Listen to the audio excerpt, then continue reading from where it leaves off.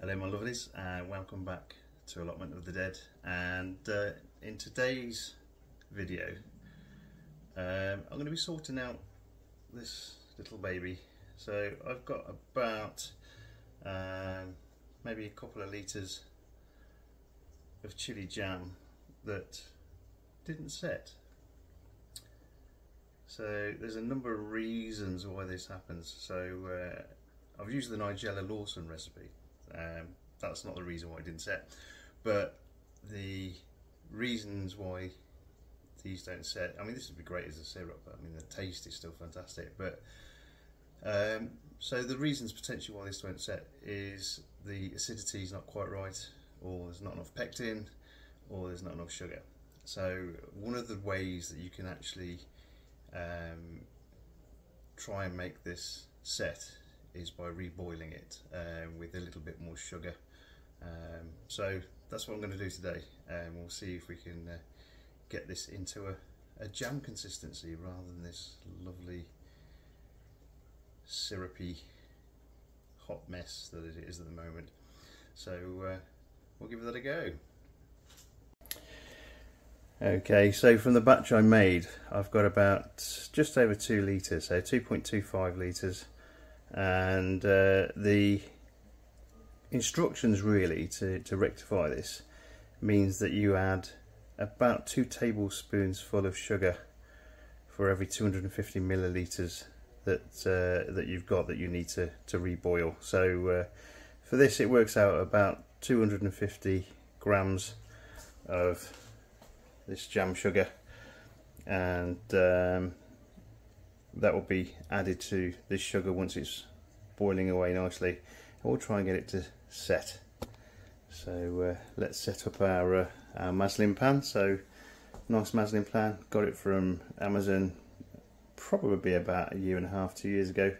Again, one of the best buys I've ever made, because the chutneys and everything else you can make in it is fantastic, and it's got a really nice thick bottom to it, so there's nothing going to be kind of boiling to the stage where it's going to destroy your pan. So invest in one of these, it's absolutely fantastic. Okay, we'll empty the contents of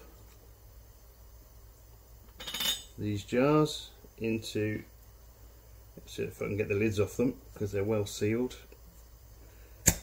Okay, into the, oh they smell really good though, into the muslin pan. So these jars can be reused, they just need a good wash, and they need to be reheated in the oven for 10 to 15 minutes just to sterilise them. So that's what we'll do shortly while these are boiling away. And again, we'll open the next one. You can see it's quite liquidy.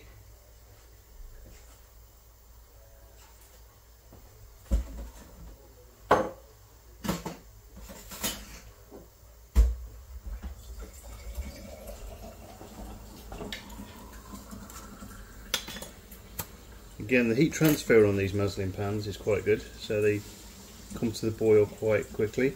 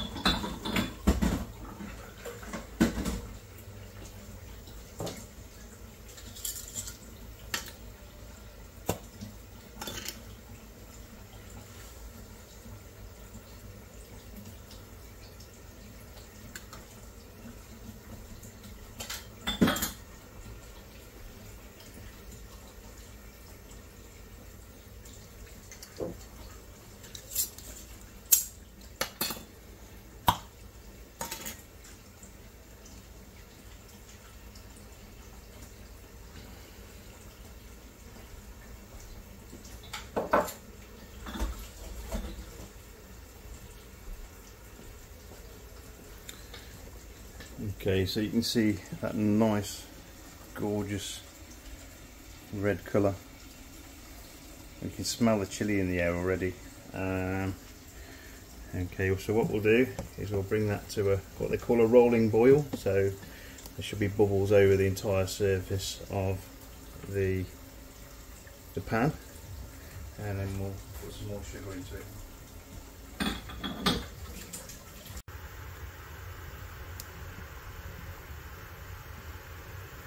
Okay, it's warming up nicely, so we'll add the extra sugar. It does seem like quite a lot, but hopefully it will make the difference.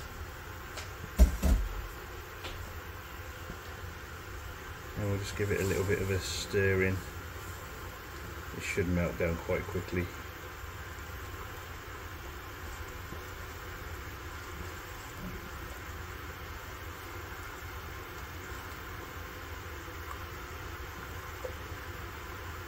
So I've used jam sugar for this. That basically means that if the issue was not enough pectin, then that's kind of resolved with this addition of the sugar with pectin in it. So hopefully we should have a really decent jam at the end of this.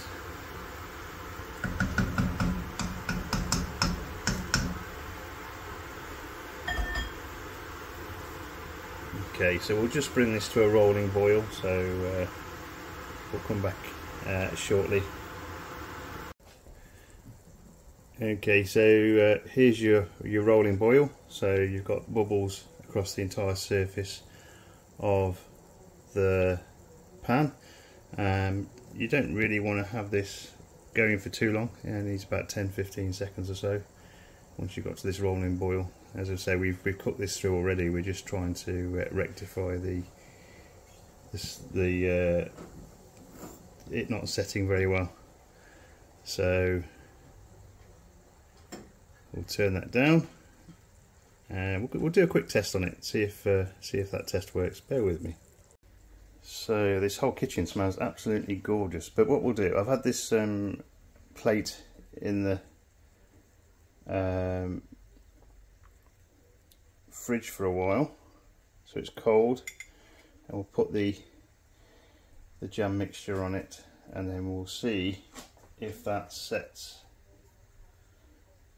It should do, hopefully. So what you need to do is wait for it to go cooler, and then if you run your finger through and it wrinkles, which it seems to be doing, then it means it should set. Oh, it tastes really good actually.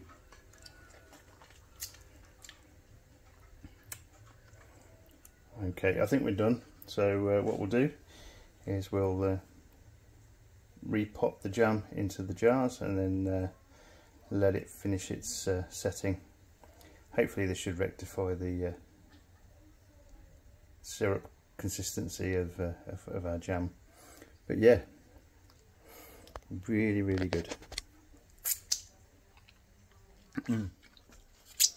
One of the benefits of making jam is you can get to taste it. Really good. Okay, we've had the jars in the oven for about 15 minutes or so. Gas mark 6 or 7, just to sterilise them. Make sure there's no bugs and nasties around. Okay, so what we'll do is we'll refill these jars with this absolutely gorgeous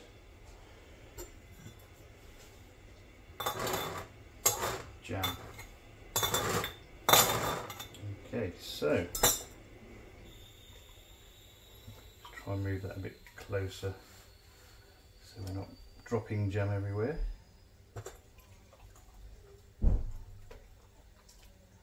See that little sizzle. See, this is still hot, but it should set okay now.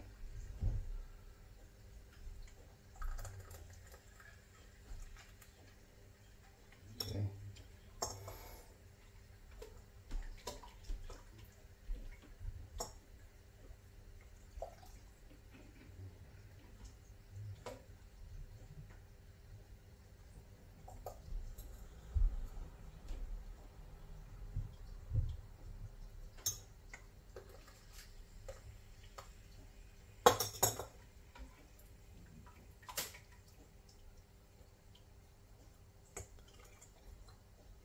Okay, so one of the other things I'll be making this year when the pumpkins come in, so when we've got the nice Halloween harvest, will be pumpkin jam.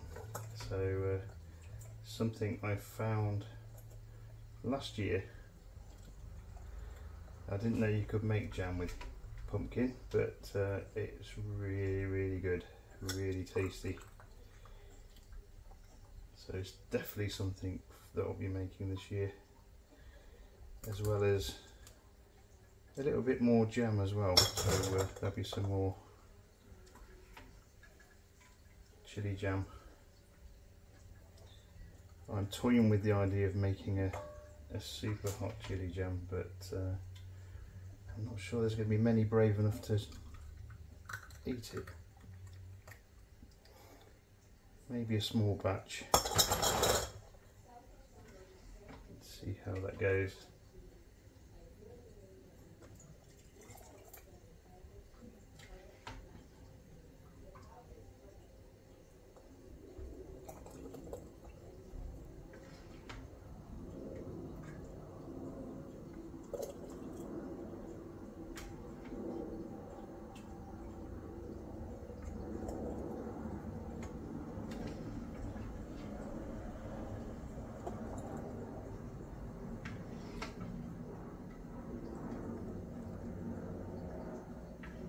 Got to thank Nigella for this recipe.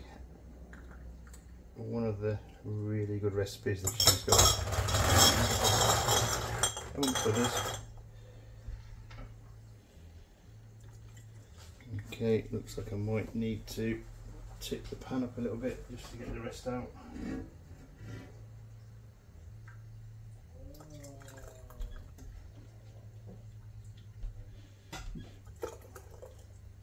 Okay, here we go.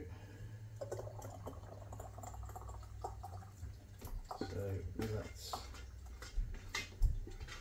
that's all the jam. So slightly less than what we originally made. So that's probably from the boiling, a bit of evaporation. Okay, so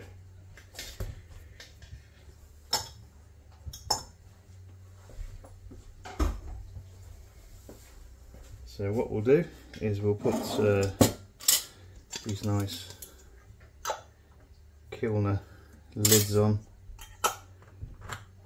I'm not going to be able to close these at the moment because they're way too hot, so they should seal with the heat, he said. Can't get them on. Okay, so all the lids have been in boiling water previously.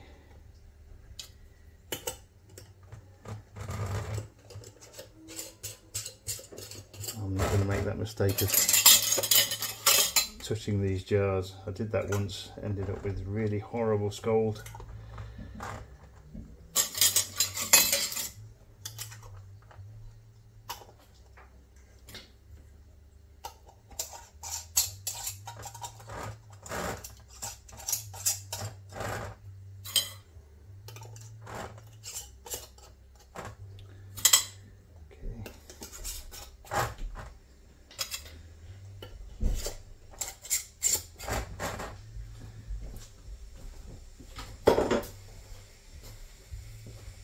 Right, so that passage of heat to the lid has already happened.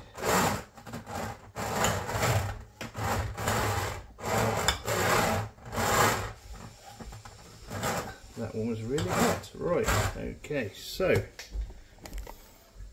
there is a nice, getting off at just over 2 litres of chili jam, hopefully fixed. So we'll have a look. We'll come back shortly and we'll see if it's set.